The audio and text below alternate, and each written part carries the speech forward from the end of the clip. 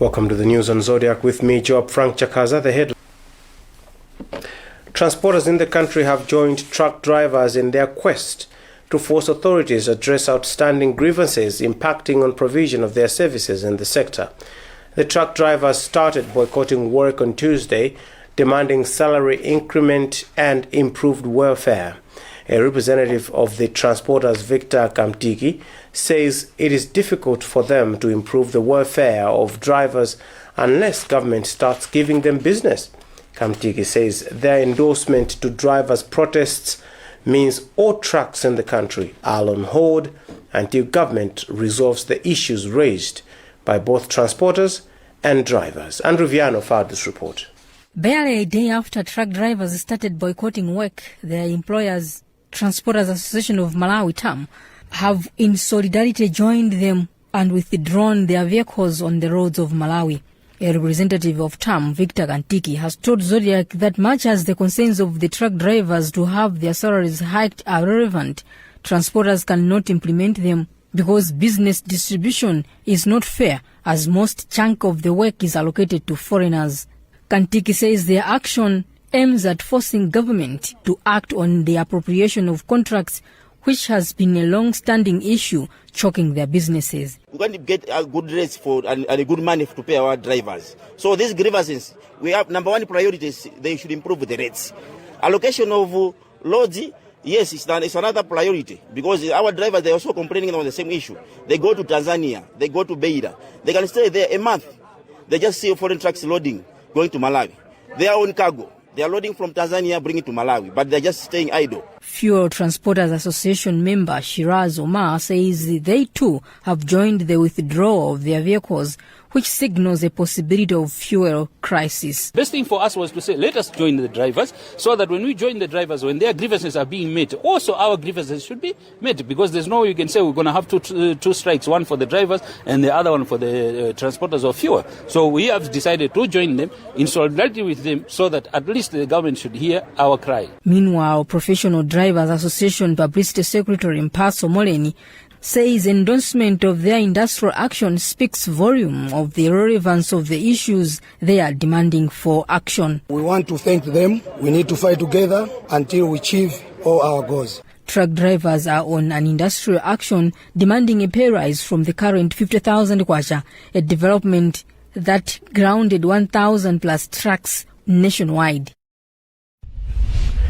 Meanwhile, government says it has already acted on the concerns by both truck drivers and transporters. We spoke with Homeland Security Minister Richard Mwendobanda. Government has moved in and has actually gazetted new prices for drivers. We have a gazette because we couldn't just announce. Truck drivers will be paid 60,000 kwacha for a 48-page passport, which was costing 120,000. So it's like 50% cut, which we had agreed with them. 3 issues are resolved issues. The issue of passports, resolved. 1, reduction of the 50% fee. And at the same time, if we're talking about a 48-page passport, a normal passport is 24-page passport. The second issue of COVID testing fees, that has been completely removed. We have been in discussion with the transporters to say we cannot be discussing about fuel carriage of an existing contract. But when the contracts are coming to an end and new contracts are coming in, there will be a review of that. And we have been discussing that for some time. So those issues are sorted out issues. I understand that the transporters, some, and I'm putting the word some, because not all transporters are joining this strike because they feel like they want to cover themselves, because some of them have been failing to honor the payment of salaries to their drivers. So they want a blame game. Ministry of Gender, Children and Social Welfare has issued a last order to parents and guardians of children wandering in the country's streets to collect their awards in 2 weeks or risk being arrested. Minister responsible Patricia Galiati told journalists in Longwe that some parents and guardians deliberately send their children in the streets to beg, which our ministry will no longer tolerate. Child rights activist Jennifer Mkandawire has since commended the ministry for the direction it has taken, hoping that the order is not mere rhetoric. Democratic Progressive Party DPP lawyers Samuel Tembenu and Charles Muhango have countered Attorney General's argument that DPP has no sufficient interest to go to court to seek nullification of the 2020 fresh presidential election. The two lawyers submitted that the matter at hand is not an electoral matter as presented by the AG, but a constitutional matter, which makes DPP have sufficient reasons and within their constitutional rights to seek the court's interpretation. We are not here arguing about how the commission conducted elections,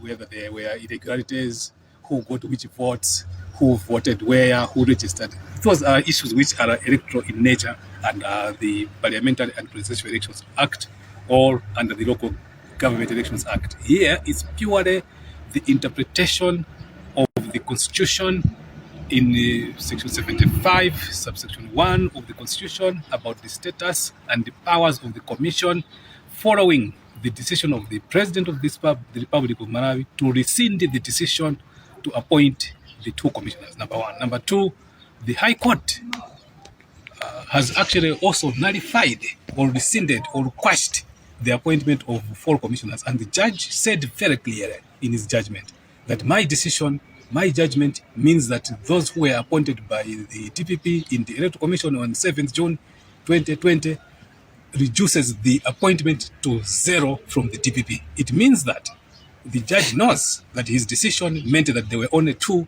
commissioners from the MCP as of 7th June 2020. We seriously believe that there are serious constitutional implications in view of Section 75, subsection 1 of the Constitution, which demands that there must be at all times 6 commissioners plus the chairperson. You created the mess and you cannot benefit from this. The DV created the mess and it cannot benefit from this. That's the argument from the AG. I think you heard the argument. The Honorable Attorney General proceeds on the premise of his conviction that it is the mess created by the DPP. DPP did not create the mess. DPP was what the appointing authority. The appointing authority is the president who is defending the constitutionality of the status of the commission today. DPP, the only thing they did is they presented names to be appointed. They have no say as to who should be appointed. That power, the appointment lies in the appointing authority. That's the presidency of the Republic of Malawi. Mwana mchicha wati tipatsa nchituzi kuti akuti mlandu utuswa wachisama. Well, Attorney General Thabo Chakaka Nyirenda argued when presenting preliminary objections on DPP's request that the party has no sufficient interest to seek nullification of the election. Issues that they themselves created, and those are the mess that they created. They want to benefit from the mess that they created. And of course also saying that in terms of challenging the elections, what you do is challenge them within a specified period of time, 7 days after the announcement of the results, not way after the announcement of the results.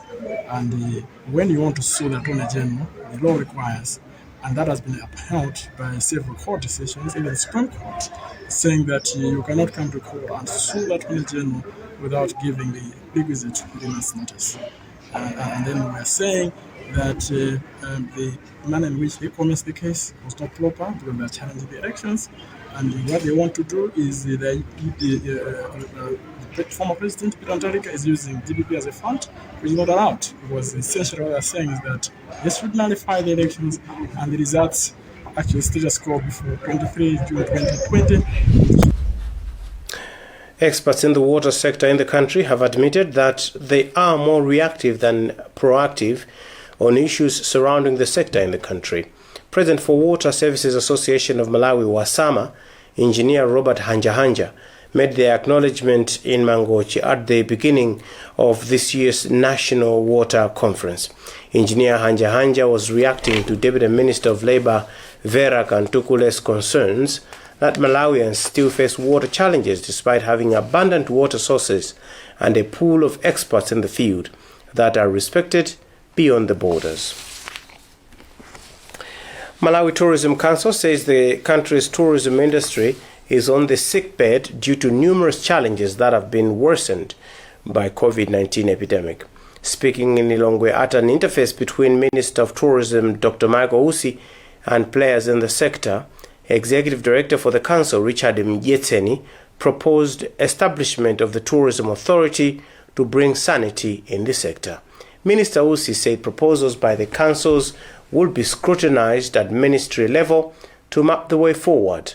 Winston Gaimira reports. A number of challenges affecting the country's tourism industry were mentioned during tourism ministers' interface with stakeholders in the sector.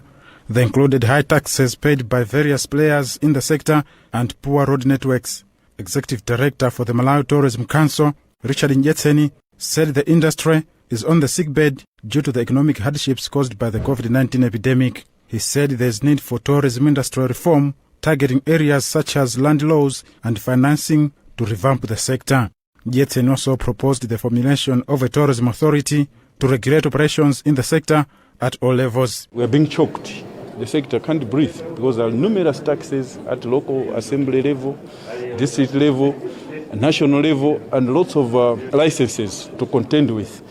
So we are saying, can you streamline and maybe come up with some thin level of charges? Minister of Tourism Dr. Michael Usi said suggestions made at the meeting will be assessed at the ministry level to map the way forward.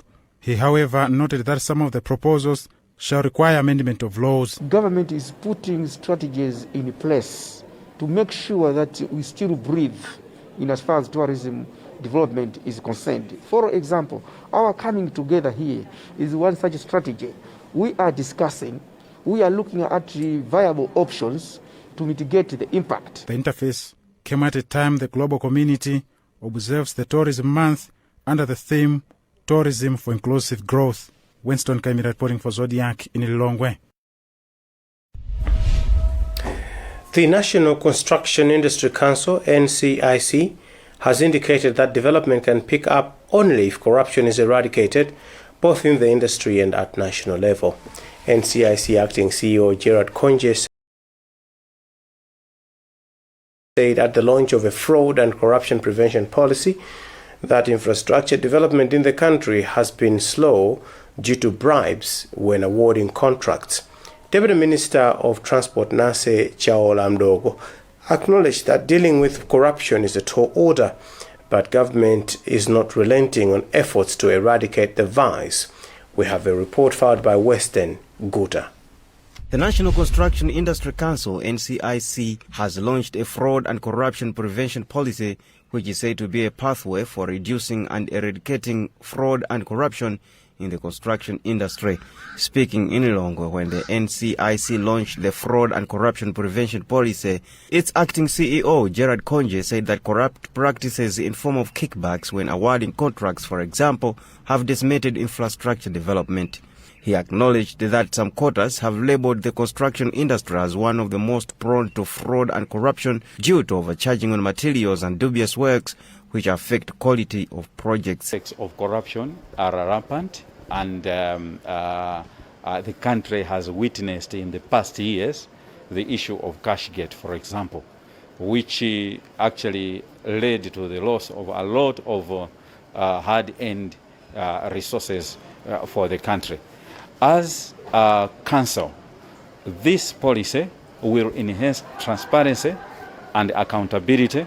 You may be aware that we are also running that initiative in the construction industry that enhances disclosure of material project information about projects that are implemented within the country. Deputy Minister of Transport Nancy Chaola Mdogo feels the same way and acknowledges that dealing with corruption is a tall order, but one that government is committed to eradicate. Government has zero tolerance on corruption, and once found will not take sides, will deal with that one. Corruption affects quality, and the Tonsi Alliance government is clearly saying that quality should match with the quantity. In 2015, government launched a National Construction Industry Act aimed at regulating the industry, but the industry has been riddled with poor quality of roads, bridges and buildings, which has been attributed to corruption. The council has also launched a disability policy and a customer service charter for enhancement of service delivery. For Zodiac, this is Western Guta. You're watching the news here on Zodiac. We'll be back with more after this.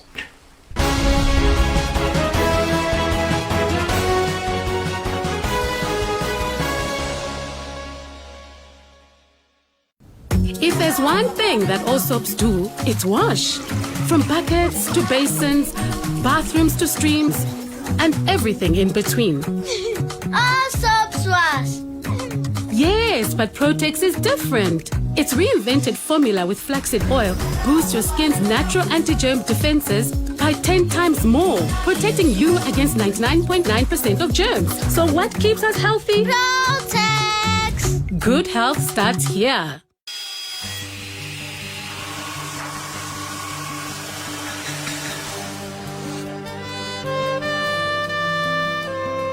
Mipando ya sofa, dining set, mabedi, coffee table zisamakhale ngati zolandira kuli kufanana ayi.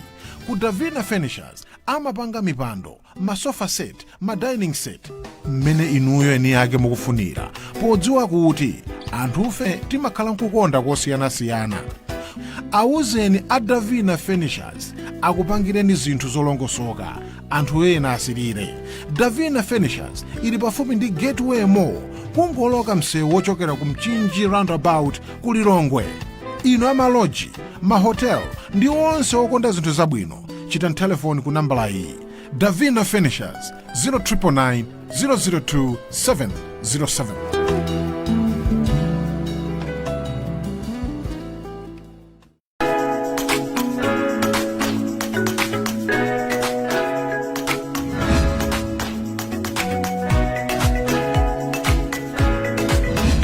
We are Charismatic Private School. Charismatic Private School is informing the general public that it is opening day and boarding school at Filipina Memorial School. Charismatic School has kindergarten, primary and secondary school. The school has school buses which ferry learners around Lilongwe. Charismatic School has conducive learning environment suiting your child. Charismatic School is situated at Area 22B and Kapini, while Filipina Memorial Boarding School is situated at Area 23, Benito, Lilongwe. For more information, contact Charismatic School on the following numbers. Charismatic Filipina, creating brighter society.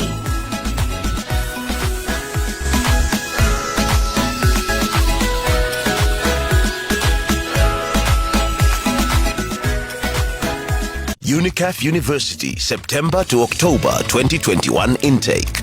Special scholarships available at UNICAF University for bachelor, master's, and doctoral degree programs. UNICAF University is accredited nationally by the NCHE and internationally by the British Accreditation Council in the UK. Enroll for internationally recognized degrees at a fraction of the cost. Feel safe knowing that your online studies with UNICAF University will not be disrupted by measures for the pandemic. From enrollment to graduation, everything runs smoothly online. Don't miss this golden opportunity. This offer is valid until the end of October 2021. So apply today and get a free tablet when you register and pay the required deposit.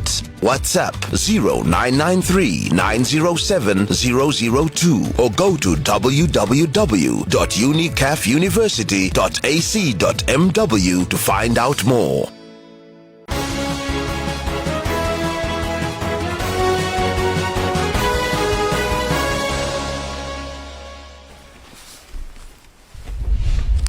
Welcome back. A look at the headlines again as we continue with the news. Transporters in the country join truck drivers' strike for redress on outstanding grievances in the transport sector. Gender Ministry gives parents and guardians 10 days to collect their awards from the streets or risk being arrested. Sededi raises red flag on former British Prime Minister Tony Blair's private visit to Malawi. And across the borders, former South African health minister implicated in COVID-19 corruption scandal. More on that later. Let's move on with the news for now. Center for Democracy and Economic Development Initiatives, CDEDI, has raised suspicion on former British Prime Minister Tony Blair's private visit to Malawi. CDEDI's Executive Director Sylvester Namiwa said at a media briefing in Lilongwe that Malawians have the right to know what the former Prime Minister discussed with President Lazarus Chakwera when he paid the President a courtesy call. But Acting Press Secretary Anthony Kasunda says the meeting remains confidential between the two. Chimwe Valata has more. CDED Executive Director Sylvester Namiwa is poking nose into President Chakwera's recent talks held with former British Prime Minister Tony Blair. Namiwa, at a press briefing, said Malawians have a right to know contents of the discussion between the two. We are surprised that the State House decided to act otherwise. They should have communicated to Malawians, informing us that we are receiving a high-profile visitor without necessarily disclosing what the two discussed. But Acting Press Secretary Anthony Kasunda maintains what the President discussed with Blair remains confidential. The visit by the former British Prime Minister, Mr. Tony Blair, was a private one to Malawi. And the President, when he learned about this visit, he invited the former Prime Minister, considering his public position, he invited him for a courtesy call. The former Prime Minister arrived Tuesday through Kamuzu International Airport, but in recent months, speculations have been rife that President Chakwera intends to hire Tony Blair as his advisor. This is Chimwemwe Panata for Zodiac. Seed Global Health, in partnership with Kamuzu University of Health Sciences, KUHES, has unveiled plans to scale up health systems in order to address challenges rocking the health sector in the country. The country director for the company, Tuonge Moyo, says our organization is strengthening the capacity of health facilities across the country to ensure delivery of quality health services. We believe that the genesis of providing quality care is to impart knowledge through our nurses, our doctors, as well as our midwives. So we believe that deploying international experts, physicians, nurses, and midwives to these various faculties, like under KUHES, it would really expose our students to acquire the best international standards of healthcare. In terms of supporting KUHES, we'll continue. We have developed partnerships agreements with them. They have various activities and objectives which they are focusing on in the next 2 years. We are implementing a 5-year strategic plan which started in 2018, and in that one we are following 3 pillar objectives which include strengthening education, health professional education, so that we improve the quality of healthcare services that are provided in various health facilities across the country with the aim of saving lives. We are also focusing on ensuring that we enhance the clinical practice which is provided in the hospitals of the country. At the same time, our third objective is also to promote advocate policies that are conducive for health workers to provide the quality care they need to provide to Malawians. KUHES Pediatric Critical Care Coordinator Lignet Chepuka thinks training of nurses and midwives at master's level will help nurses and midwives to be specialists in provision of services to children. I think we have benefited quite a lot from this partnership since we entered into this partnership in 2018. SEED has been there to help us. As we are talking about the PCC, it's a training. We are planning to train nurses at master's level to be able to provide care to children that are critically ill. So when we look at our country here in Malawi, we do not have adequate people that are trained at that level to provide critical care nursing to children. So SEED has come in as a partner to help us build that program so that we can train nurses that will be able to assist our children at that level. We know that so many children in this country are dying and we would want to make sure that we reduce the child mortality. Moving on to sports, the Volleyball Association of Malawi says it will conduct this year's Reply National Championship in November in Mzuzu. The association's Vice General Secretary Daniel Mwakasoko says the tournament, which was supposed to take place soon after regional qualifiers, has been pushed to November to give space for preparations to teams that qualified for the tournament. 20 teams, 10 for women and 10 for men, will take part in the national championship.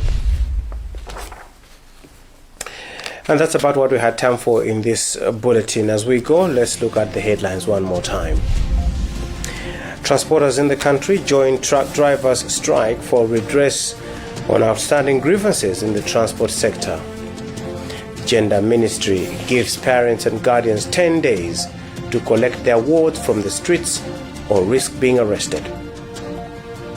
Sededi raises red flag on former British Prime Minister Tony Blair's private visit to Malawi. And across the borders, former South African Health Minister implicated in a COVID-19 corruption scandal. Visit our website, zodiacmalawi.com, for more news. My name is Joab Frank Chakaza. Thanks for watching.